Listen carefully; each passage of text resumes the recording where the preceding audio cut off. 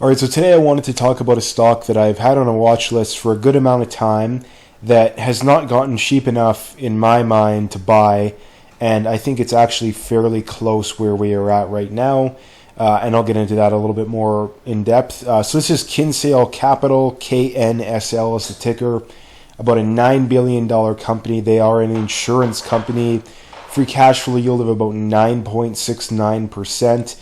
And I mean, if we look at this stock year to date, it's actually up slightly, but it is down very significantly from its all-time high of about $547 a share.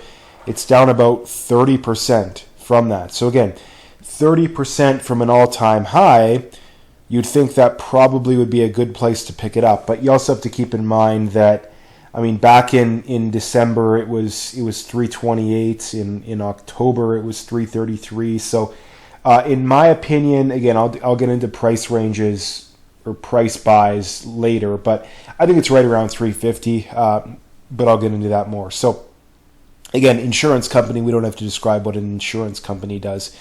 Again, if we look at its metrics here, everything is very, very good, right? Profitability, net margin, both very good. Management's doing a very good job, 27% return on invested capital, 30% return on equity. That's phenomenal numbers there. Again, financial health is pretty good. Growth is extremely good, right? Extremely good. Revenue grew 40% year over year, which is crazy good. Again, analysts are bullish as well.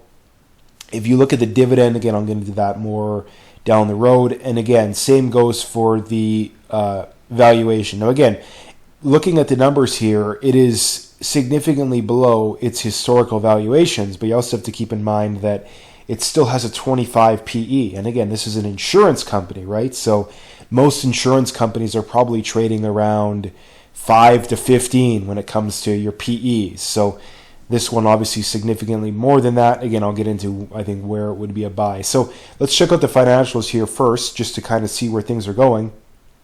Again, looking at the revenue here is just absolutely phenomenal, right? I mean, 2014, $63 million in revenue.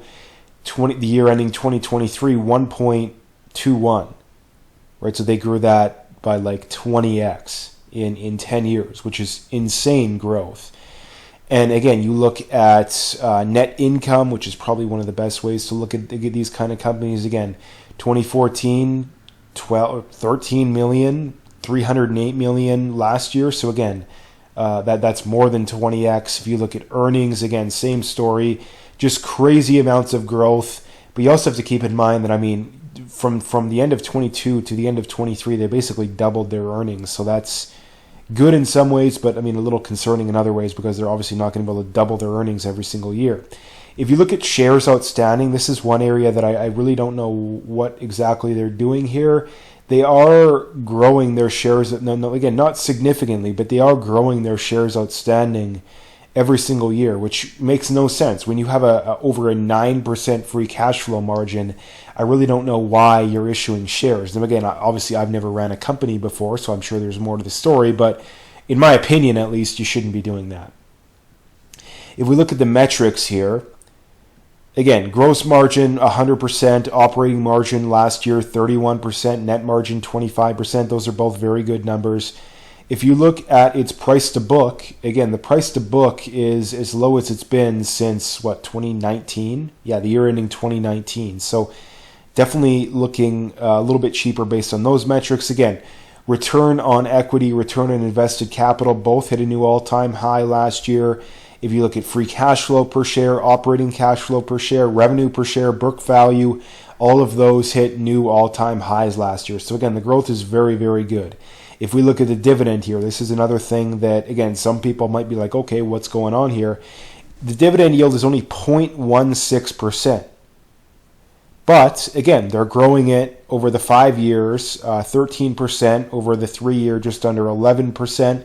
But again, look at those payout ratios. The payout ratios are in the low single digits. So they're going to be growing that dividend probably 10-15% per year for the next decade. I'd be kind of surprised if they didn't. And again, this company absolutely has destroyed the S&P since it came out in 2016, up 2,000%. Even the last 5 years. Let's check that out just out of curiosity here. 324 versus 88.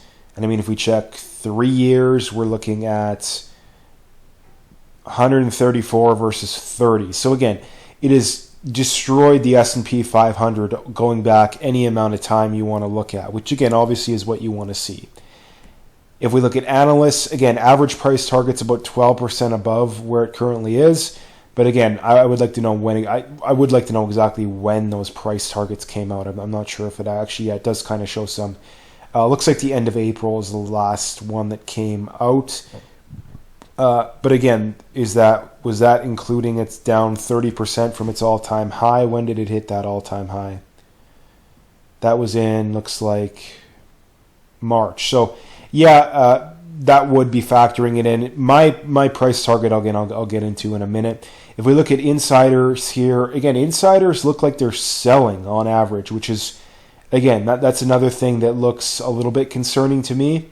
But again, that's one of those things that you'd have to dig into deeper as to why people are selling, because there's no way of knowing for sure unless you dig deeper. And honestly, there might not be public information on that. So getting to the valuation here, I'm comparing it to Primerica because, number one, I own them, and number two, I think they're a very good insurance company. So just to try to get a reasonable valuation here, that's what I'm comparing. So if we go back about 5 years here, Kinale has grown their earnings at 49% per year. Primerica, 16%. If we look at its PEs, Primerica is at 13.2, Kinale is at about 25.4. So based on those numbers, if Kinale can continue what they've done, they're clearly the better buy. But the problem is it's highly unlikely that they're going to grow earnings at 49% per year for the next 5 years. I mean, that's just crazy.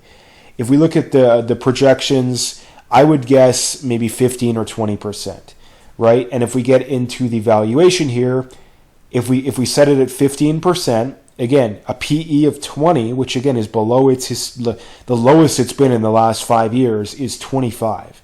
So I feel like I'm being a little conservative here. They're going to grow their dividend at 8% per year. They're going to issue 2%, or they're going to dilute at 2%, which I feel like they won't if I was them, but let's just say they will.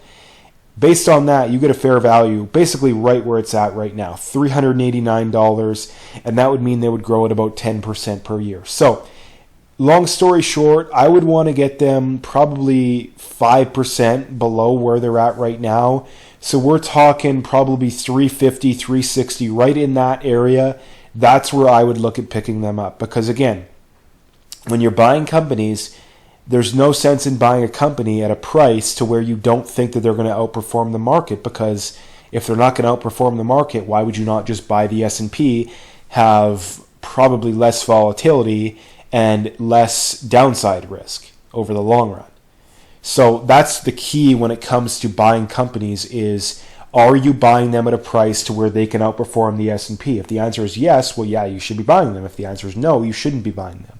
So that's the real question here. And again, I think that if anything, these numbers probably are slightly on the conservative side, right? If you set it to a 25 PE, that all of a sudden means that they're actually extremely undervalued and they're going to easily outperform the market, which is why I feel like, again, I don't see any reasonable situation unless there's something completely that's very big that is completely being missed here as to why this company is 26% undervalued, right? And honestly, I wouldn't want to pay a 25 PE. I'd rather buy Primerica. I'm sure there's other ones out there that are better as well. So that's basically my thinking here. 20 PE is my over-under here. If you can get it for 20 or under, I would be picking it up. If not, I wouldn't be. But again, I think that this is a very, very good company, right? It's a very good company. And again, insurance is an area that I think it's going to continue. I've said it time and time again. I think it's going to do very well. Again, I don't think you're going to get crazy returns like you have for most of these companies, for a company like this in the past. I mean, I don't think you're going to double, triple the S&P. But I think you can get 12, 13, 14, maybe 15% a year. I don't think that that's out of the realm of possibilities. And on top of that, again, if you get a company that's growing its dividend by 15% per year with a payout ratio this low, you're going to continuously get more and more and more and more. And again, if you would have bought this company, I mean, if you'd have bought it when it first came out, you'd have a dividend of about 1%, right? So that's nothing significant. But the key is simply buying and holding. Buying and holding. And frankly, I feel like in the future, they might even grow that dividend faster. They might even go up as high as maybe 20 or 25%, because eventually with these kinds of companies, it gets to the point to where maybe they get acquired, or they don't really have, I mean, if you have a 9% free cash flow yield, you start buying back shares and you pay a dividend, because eventually there's very little room for that money to grow organically. So anyway, again, very good company here in my opinion. I think it's still a tad expensive. A tad expensive. If you could get it in the low 300s, in my opinion, it'd be a screaming buy. So again, definitely have it on a watch list in my opinion. And again, if it does get down another 5-10%, then you pull the trigger. So anyway, that's what I wanted to bring up today. If you liked the video, please like, comment, subscribe, and stay tuned for more.